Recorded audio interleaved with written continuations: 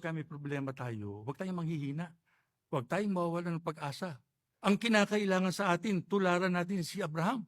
Kumbinsidong lubos sa pangako ng Diyos, naging malakas, matibay, matatag, nakatalaga sa ating Panginoong Diyos. Dapat nating panghawakan ang lahat ng ipinangako ng Diyos sa atin.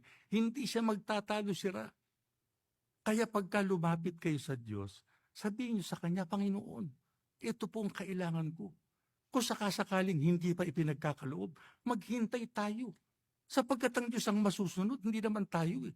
Tayo nakikiusap lang eh. Pagka tayo nakiusap sa Kanya, at nakita niyang tayo ay tunay na nananalig, sumasampalataya sa Kanya, yung bagay na imposible sa ating buhay, magiging posible. Kaya, lagi tayong mangyapit sa ating pananampalataya. Huwag tayong bibitiw sa ating pananampalataya. Kahit na imposible pa yung ating nasasagupa, tandaan ninyo ang kakampi natin, ang ating Panginoong Diyos.